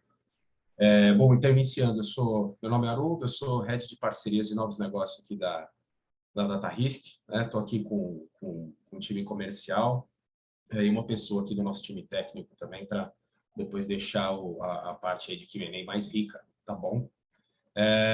Bom, então, falando um pouquinho da DataRisk, nós somos uma empresa de tecnologia com foco em ciência de dados, né, aplicando modelos de inteligência artificial e machine learning para a ciência de dados e prover melhores decisões para os nossos clientes. Essa seria a nossa entrega final.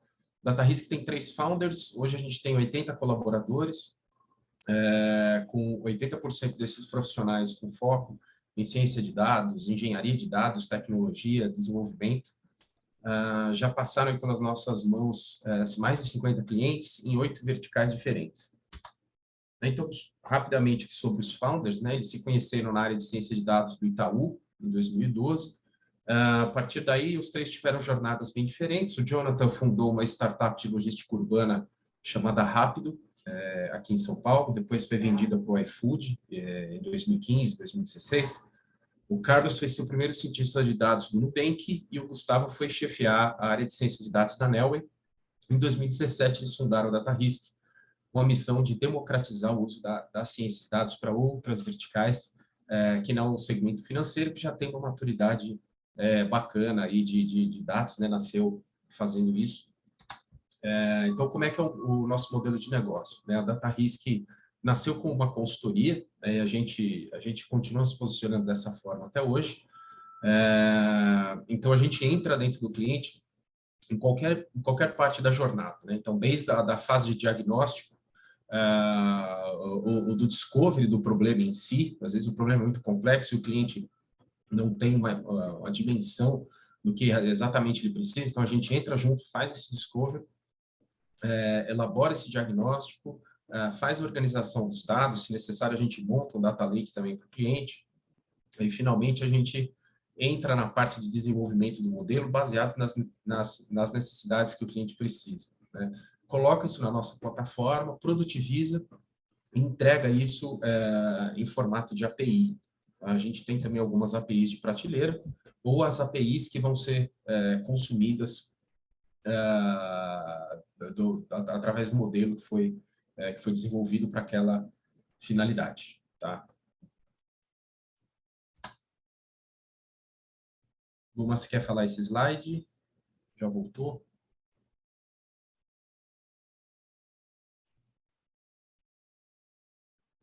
Acho que a Luma não voltou não, Haroldo. Vamos tocar aqui.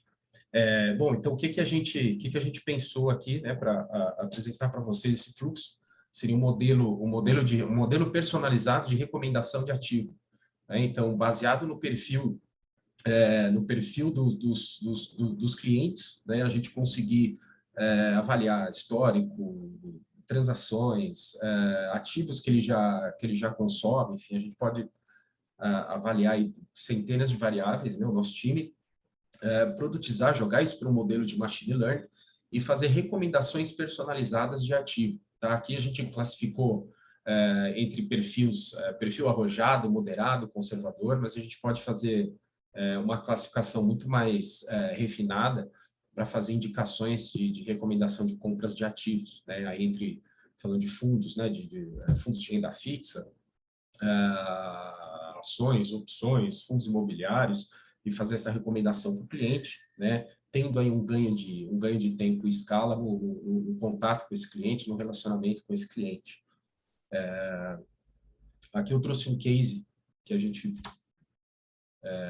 fez, falando dessa linha de clusterização, né? Então, como é que a gente fez 3 modelos de clusterização aqui de clientes, né, para recomendar a compra. Então, baseado no perfil desses clientes, né, no histórico, na data que ele entrou dentro da plataforma, a gente determinou valor gasto, comportamento, se esse cliente é responsível a ações de marketing, ou qual foi o tempo da última compra. Depois criamos um outro modelo de propensão de compra, né? Então, o quão propenso é aquele cliente a adquirir aquele produto em determinado prazo, em determinado tempo, e modelo de churn, né? Que aqui a gente poderia dizer uma desistência de um ativo financeiro, alguma coisa assim, né? Se caso seja uma recomendação errada. E definimos junto com a área de negócio, né, quais as políticas, quais são as ações que a gente que vão ser adotadas para cada grupo de clientes. Baseado nisso, a resposta, a gente fez um quadrante, né? Então, que aqui a gente pode adaptar para o mercado financeiro. Então, dentro desse quadrante, a gente tem ali na blindagem, que já seria aquele cliente bem experiente, que já sabe que compra, já entende bem, já está fidelizado ali com a empresa, que seria só manter um relacionamento, né? E já é aquele cliente que todo mundo quer ter. Né? A caixinha do fidelizar e rentabilizar, que já é um cliente bom, porém que precisa de um incentivo de compra, precisa de um contato um pouco maior para poder aumentar o ticket dele. Conhecer e desenvolver, né? São clientes que acabaram de chegar, estão empolgados, e precisa ter um conhecimento maior sobre a empresa, sobre o que a empresa oferece, inclusive a empresa também conhecer melhor esse cliente, né? Com a jornada, o comportamento dele.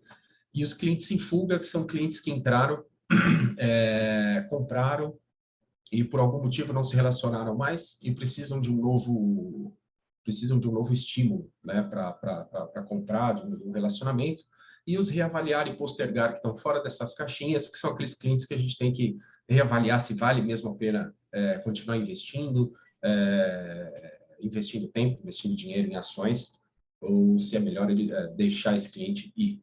Né?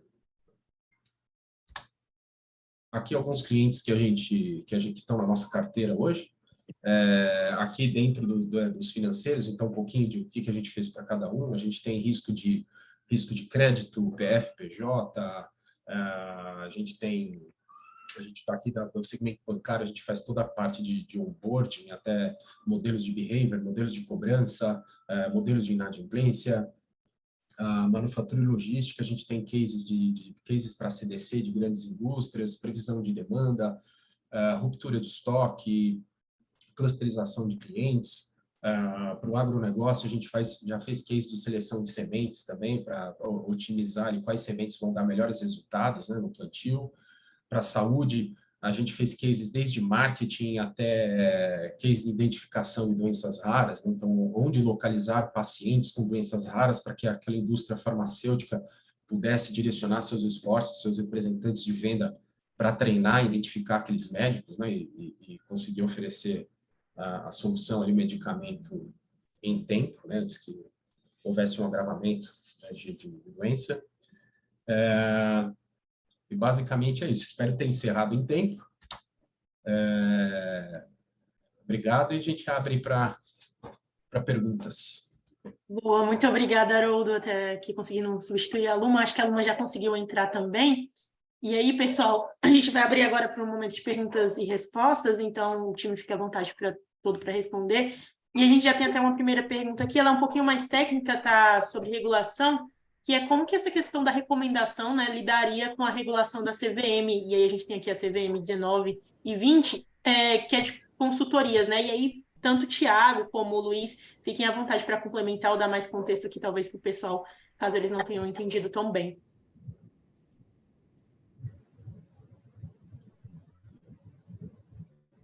E aí, Haroldo, acho que era mais para entender se, enfim, a recomendação ali está voltada, está alinhada, né, com a regulação da CVM. Certo. Na verdade, a gente pode se aproveitar daquele cadastro, né, quando o usuário preenche aquele perfil, né, antes de comprar um ativo, né, que a instituição bancária faz aquelas perguntas, né, para saber se você é mais arrojado ou menos, ou tem um perfil mais conservador. A gente pode usar isso como base, né, no desenvolvimento de um modelo. Eu acho que posso... Não sei se era essa a pergunta. Posso responder aqui? Fica à vontade, Luma. Então, a ideia ali seria não uma indicação direta para o cliente, mas sim mais um aviso para o gestor da conta ou para quem está ali olhando a conta daquele cliente, e nunca bater direto no cliente, né? Então, seria mais um aviso para o gestor da conta, sinalizando que, ó, um ativo aqui, por exemplo, sei lá, um CDB de 2 anos, e aí tem um cliente que tem um perfil ali de alocar em CDB de curto prazo, então ele seria o cliente ideal desse ativo, que às vezes fica um dia ali na plataforma de renda fixa, né? Então, seria mais para sinalizar esse gestor da conta e dizer que tem um ativo ali que é compatível com aquele determinado cliente, que ele pode estar conversando com o cliente, mas a ideia seria mais sinalizar ao gestor da conta e não bater direto no cliente, né? Que eu acho que já vai contra ali a regulamentação da CVM. A minha pergunta, até puxando o gancho da pergunta do Luiz Roger, é justamente essa, né? Porque assim, para você fazer uma recomendação de compra para um cliente, você vai estar numa atividade de consultor de valores imobiliários ou uma atividade aí de analista. Então, assim, em suma, precisa ter alguém que se responsabilize, que assine isso daí. Então, pelo que eu entendi, a solução de vocês ela é voltada pro meu corpo de analistas, pro meu back office. Seria isso? Exatamente. Mas aí toda essa regulamentação seria traçado ali o perfil de cliente, de como seria feita essa estratégia, né? Então, seria tudo dentro da regulamentação, mas seria sim voltada mais para o back-office e não nunca bater direto no cliente e dizer que tem, e fazer essa recomendação, né? Então, seria mais um sinal de alerta ali para É uma ferramenta para minha análise interna, e daí da minha análise interna eu vejo o que eu faço para o cliente. Tá bom. Muito obrigado. Show de bola. E aí, pessoal, fiquem à vontade para mandar outras perguntas, enfim, tanto abrir o microfone como mandar aqui no chat. Enquanto o pessoal vai mandando outras, eu acho que o time Data Risk hoje, o que vocês diriam que talvez é o grande diferencial de vocês nesse contexto ali da área de investimentos, né? Onde vocês já mostraram um pouco de como podem agregar valor aqui para os associados, mas se fosse para, enfim, o pessoal ir embora com a lembrança da Data Risk de oportunidade, o que vocês diriam? Olha, Vivian, eu acho que todas as nossas soluções, né, o 80% delas são tailor-made, né? Então, a gente, se não for essa a solução que a gente escolheu para apresentar aqui, mas a gente consegue sentar junto, quaisquer que sejam os desafios de dados, a gente consegue auxiliar os clientes a resolver, né? E acho legal frisar também que a gente nunca sai de um cliente, né, de uma consultoria, sem ele ter provado o valor, sem a gente ter feito a entrega de valor de fato, ele estar usando a ferramenta e tendo os resultados esperados que a gente se propôs a entregar.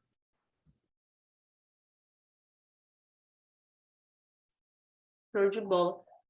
Bom, pessoal, acho que se não tiver mais nenhuma dúvida, acho que a gente consegue encerrar por aqui com a Data Risk, tá? A gente ainda tem mais outras startups. Bom, tanto Luma, Haroldo, Júlio, queria agradecer vocês por toda a atenção aqui, tá? Relembrando, pessoal, que a gente vai soltar aqui uma enquete, então, caso vocês tenham interesse em bater um papo com a Data Risk, respondam sim, que a gente faz essa conexão, enfim, tanto para aprofundar mais no contexto de vocês e investigar como a inteligência artificial deles podem ajudá-los, tá?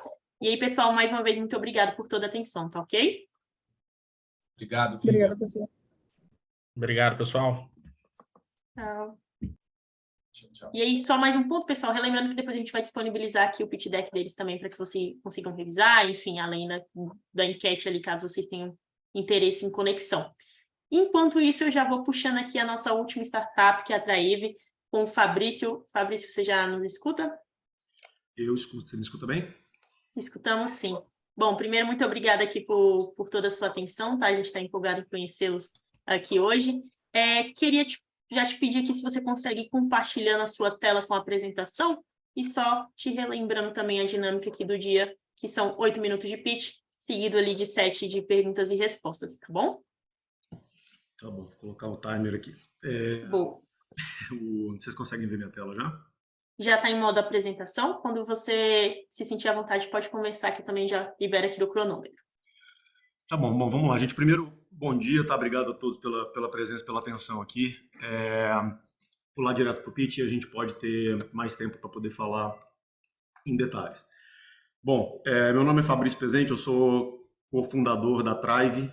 Tá? A Traive é uma empresa, hoje tem sido falado de Ag Fintech, em particular a gente gosta de se apresentar como uma empresa de tecnologia para infraestrutura de crédito agrícola, tá? Especificamente focado no crédito agro nesse primeiro momento. Um pouco da motivação aqui ao redor do tema. O volume ao redor do crédito agrícola hoje no Brasil é massivo, essa audiência em particular com certeza sabe disso, e ainda é uma indústria com um potencial gigante para transformação financeira. Muito buraco em todos os pontos da cadeia, em prestadores de todos os cantos, e é nisso daí que a gente está focando para poder endereçar alguns problemas. Alguns números aqui gerais. Bom, primeiro, é um setor de 480 bi de dólar do nosso PIB do ano passado, quase 25% do PIB direto do nosso país, e quase 3 tri de dólar globalmente. Tá? A gente tem, sim, uma ambição de trazer isso globalmente, até porque a forma como a gente endereça o problema também acontece em outros países. No Brasil, em particular, a gente ouve em algo ao redor de 180 bi a 200 bi de crédito agro anualmente, só para poder fazer a safra do jeito que hoje a gente tem. Não estamos falando aqui de investimento, terra, nada disso. Apenas para poder tocar para frente o que a gente já tem no setor. Onde aproximadamente 80 bi vem do sistema financeiro, e 100 bi, sempre dólar aqui, 100 bi no que a gente chama de crédito mercantil. Quando a gente fala com os financiadores do setor, um dos principais problemas que a gente sempre ouve falar é com relação à parte de classificação de risco. É um setor bastante complicado, não é todo mundo que se debruçou nele, não é todo mundo que se especializou nele, em particular do lado do setor financeiro. E o que a gente traz é exatamente uma forma de fazer isso de uma maneira trazendo governança e padronização nesse processo de crédito. Bom, de uma forma geral, acho que a grande frase aqui é que a escassez financeira para produtor é historicamente linkada a acesso insuficiente, ou seja, físico, chegar no produtor, entender o produtor, diversificar o risco e gerenciar o risco do agro. É por isso que a gente vê na prática os grandes players do próprio agro financiando o setor. Onde que está a nossa atuação nesse sentido? Primeiro, a gente atua aqui do lado esquerdo com o que é chamado de agri-retailers, né, os distribuidores, cooperativas e até mesmo os produtores de insumos agrícolas. A gente vende um sistema que vai integrado dentro desses players. Consequentemente, a gente faz todo o fluxo de crédito, toda a jornada de crédito feita dentro do nosso sistema. Não é uma solução de consulta, é uma solução de integração com o processo deles. Nesse contexto, a gente tem acesso aos dados e ao account receivables, ou seja, as contas a receber que flui dentro desses ERPs. Do outro lado, a gente trabalha com o mercado de capitais, exatamente para poder trazer para eles as oportunidades de comprar os recebíveis do setor agro do outro lado e principalmente para poder trazer toda a parte de dados e inteligência que a gente coleta por estar dentro dos originadores de crédito do lado esquerdo. Pois bem, como que o tipo de solução que a gente está trazendo para esse mercado é amplamente falado, é uma solução de embedded finance, ou seja, a gente embarca dentro do originador e com isso a gente consegue trazer mais dados para a tomada de decisão, aumenta a qualidade da nossa modelagem, que eu vou falar dela daqui a pouco, entregando o que a gente chama também de Highly Qualified Credit Assets, ou seja, ativos de crédito que tem toda a informação ao redor do que o comprador do crédito precisa, e com isso fazendo esse network effect girar. Bom, a plataforma funciona de uma maneira bem direta. Primeiro, a gente, de novo, faz a integração no ERP dos agri-retailers e parametriza as políticas de crédito. Na sequência, todo o processo de crédito é feito dentro da gente, pedido, busca de documentação, análise de crédito e aprovação do limite de crédito. Essa digitalização e a rastreabilidade do processo de crédito é disponibilizada para o mercado de capitais, ou seja, os dados ao redor dessa aprovação de crédito é disponibilizada para o potencial comprador e, naturalmente, os bancos e fundos têm acesso a oferecer uma linha de crédito no momento da aprovação de crédito. Tá?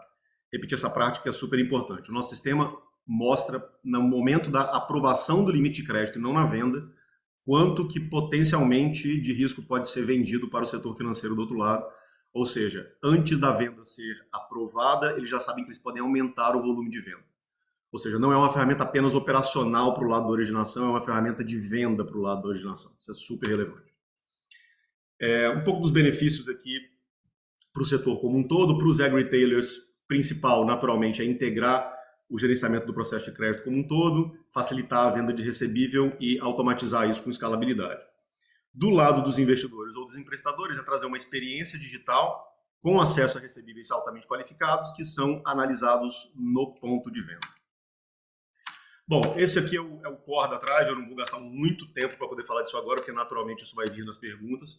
A gente criou uma modelagem própria, específica do setor agro, para poder dissecar o risco do produtor. Primeiro, no grande Credit Risk Score, aqui a gente fala de probabilidade de atraso de 90 dias, e depois a gente disseca o risco do produtor em agronômico, mercado, financeiro, comportamental e compliance, com todos os dados que a gente coleta não apenas dentro do ponto de vendas, mas também que a gente vai coletando de maneira lateral ao longo dos 5 anos de empresa. Do lado dos modelos em si, a gente colocou de pé algo que é um PGM, tá? É um Probabilistic Graphical Model, que basicamente é espetacular para poder combinar o conhecimento do humano com a máquina. Isso no setor agrícola é extremamente importante, ele guia o que se espera do resultado, e a partir desse LLM, a gente consegue abrir para cada um desses scores também quais que são os principais fatores que afetam no score que eu mencionei lá atrás. Modelagem sem dado não faz sentido, a gente hoje já tem aproximadamente 1 milhão de CPFs alimentando os nossos modelos. Isso responde por aproximadamente 143 milhões de transações, com 152 transações em média por CPF, que a gente foi coletando ao longo do tempo. Isso é o que alimenta a nossa modelagem hoje, que a gente foi coletando junto aos nossos clientes. Isso aqui mostra um pouco sobre como é a nossa performance, ou seja, dentro, né, pescando no aquário, ou seja, in distribution. A gente tem uma performance que ela já é superior à Credit Bureau, mas que ela é em linha com o que é usado principalmente nos bancos hoje, que é um Bayesian Logistic Regression, que é basicamente o que é usado. Agora, pescar fora do aquário, que é uma coisa super relevante para o mercado agro em particular, ou seja, fazer uma modelagem em cima de um dataset que não foi feito, a gente tem hoje uma acurácia bem superior ao que a gente tem, pelo menos, visto no mercado e calibrado. Alguns grandes highlights aqui, a gente tem, né, o distribuidor número 1 do Brasil, que tem quase 30 lojas hoje e que tem agregando mais de 50 entre co-ops e agri-retailers, 3 das 5 maiores indústrias de input do setor, 300 milhões de dólares em financial deals. Esse era o meu alarme de 8 minutos. 10 bi em volume de crédito dentro do nosso sistema e a nossa base de usuários crescendo bem rápido, 10 vezes nos últimos 6 meses. Também bastante ativos na parte de financiamento ESG, colocamos um CRA verde em 2021, um CRA verde em dólar em 2022, que saiu de 11 milhões para 120 esse ano, e temos outros frameworks ambientais também que a gente tem colocado e que a gente está para poder lançar esse ano. 120 empregados, né, colaboradores como um todo, entre Minneapolis, onde a gente partiu, Boston, onde tem hoje grande parte do nosso time de tecnologia, e São Paulo, onde a gente tem a operação principal do nosso time. Vou pular essa parte de time aqui, acho que vale a pena destacar, por questão do tempo, os nossos investidores. Isso aqui é uma coisa que a gente se orgulha bastante. A gente tem, não só do lado de investidores financeiros, como aqui embaixo, SP Ventures, que é super relevante no setor agro, a Astela, que é super relevante no setor de SaaS, né, em tecnologia como um todo, e a Tiger Global, que é o maior investidor de VC do mundo. A gente tem empresas como a Basso Venture Capital, Syngenta Venture Capital, FNC Venture Capital e Serasa Experian Venture Capital, todas elas no nosso cap table, investindo no que a gente está construindo aqui. Falei bastante rápido, eu sei que tinha bastante slide para mostrar, então acho que melhor deixar para as perguntas. Obrigado. Show de bola, Fabrício. Foi ótimo aqui. Acho que é muito bom conhecer a Traive. Eu acho que até pessoal já fiquem à vontade aqui para mandar perguntas no chat, abrir aqui tanto o microfone também, fiquem à vontade para que a gente possa explorar junto com o Fabrício. Enquanto isso, Fabrício, acho que vou te fazer uma pergunta aqui só enquanto o pessoal esquenta. Você diria, acho que você já falou um pouco na apresentação, mas qual é o grande diferencial da Traive em relação, né, a outras startups, seja tanto porque vocês são mais nichadas, até para dar uma contextualização aqui, né, deixar essa marca para o pessoal? Bom, vamos lá. Acho que do ponto de vista de inteligência em si, do ponto de vista de geração de algo diferenciado, naturalmente é a forma como a gente decidiu endereçar o problema. A gente, do lado de modelos de risco de crédito, de AI, como que você consegue se diferenciar, a parte de metodologia é importante, que a gente criou essa metodologia que está na tela agora, patenteou e etc. Agora, uma metodologia sem dados não vai a lugar nenhum. O nosso approach de integrar no ERP da cadeia de suprimentos faz com que a gente tenha acesso a dados transacionais históricos que hoje ninguém tem. O dado que eu mostrei lá no começo da apresentação é que aproximadamente metade do crédito agro não é feito por bancos, o que significa que isso não está refletido dentro do SCR. Quando você vai buscar o SCR de um produtor, você tem pouco menos da metade do mapa de endividamento desse indivíduo. Ou seja, a gente está buscando exatamente esclarecer o resto do mapa de endividamento e trazer isso para os emprestadores. Tá? Então, esse approach de ser um embedded finance é onde a gente tem o nosso principal diferencial e, consequentemente, também a principal dificuldade, porque integrar com o ERP agrícola não é das coisas mais fáceis do mundo. Mas que bom, porque pouca gente tenta fazer. Fabrício, a gente já tem até uma pergunta aqui do Luiz. Ele perguntou como você se colocaria em relação às agências de ratinho dentro de um setor de atuação. superior, deve substituir essas agências no futuro? Bom, vamos lá. As agências de rating, elas têm um... Perdão. Tá ouvindo? Então, assim, eu tinha falado aqui errado, era de rating, mas eu fiquei com dúvida, acabei falando errado, perdão. Não, eu li a pergunta aqui. As agências de rating, elas têm um posicionamento em que algumas casas, fundos e alguns bancos, eles precisam delas para poder fazer algum tipo de investimento. Confiando ou não, gostando ou não, alguns deles colocam no regulamento e é isso que eles têm que seguir. A gente vê a Thrive como uma competição para isso? Não, porque a gente não pretende ser uma agência de rating. Agora, para todos aqueles que olham para rating apenas como uma questão formal e buscam alguma coisa diferenciada para poder tomar uma decisão de crédito, nesse caso, sim, é o que a gente busca fazer.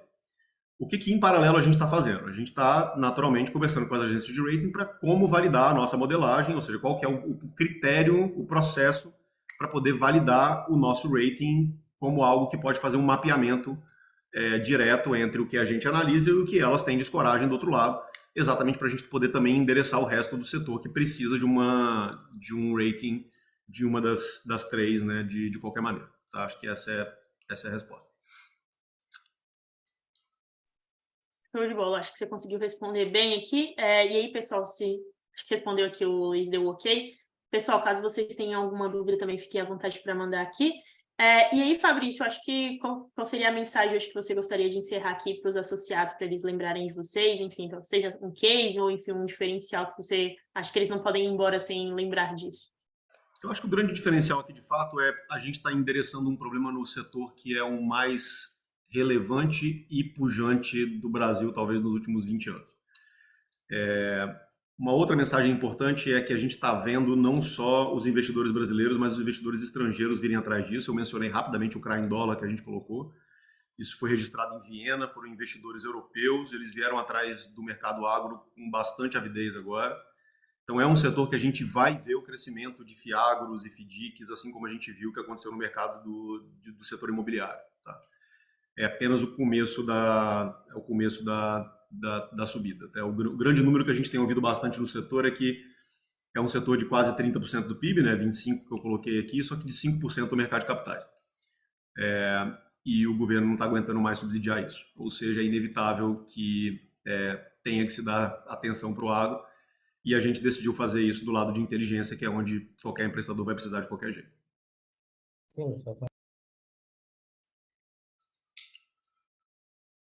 Acho que o Eduardo ia falar, Eduardo? Acho que ele abriu sem querer, não? Acho que foi. Caso não seja, Eduardo, fica à vontade para abrir, tá bom? Bom, Fabrício, muito obrigado por toda a apresentação, foi um prazer poder contar contigo hoje. E aí, relembrando que a gente vai aqui liberar uma enquete, caso quem tiver interesse em conversar um pouquinho com vocês, a gente vai fazer todo esse movimento de conexão. E aí, pessoal, a gente já está liberando aqui a enquete, caso vocês tenham interesse, enfim, bater um segundo papo, conhecer um pouquinho mais como essa inteligência pode ajudar ali no mercado de agro, fiquem à vontade em responder sim, que a gente faz esse movimento de conexão, tá? Perfeito. Obrigado, gente. Obrigada. Bom, pessoal, além disso, o contato a gente faz através da conexão. Você respondendo ali a enquete, a gente faz esse movimento de conexão, mas também, Fabrício, se você quiser deixar aqui seu LinkedIn no chat também é legal. Bom, pessoal, além da enquete de conexão, a gente também vai liberar a enquete de NPS, tá? Para que, enfim, vocês avaliem como que foi o processo hoje, se vocês gostaram, contar um pouquinho para a gente, para que a gente consiga sempre aprimorar. E aí, só relembrando que hoje a gente fecha mais esse dia de pitch com startups, enfim, a gravação de hoje, como os pitch decks, a gravação vai ficar disponível no YouTube da Ambima, então fiquem à vontade para acessar através desse QR Code, e os pitch decks e a gravação a gente também manda ali para vocês via e-mail nos próximos dias, tá bom? Foi um prazer passar hoje, amanhã com vocês, queria agradecer a todos os empreendedores, como vocês aqui tiveram presentes na manhã de hoje, e basicamente é isso.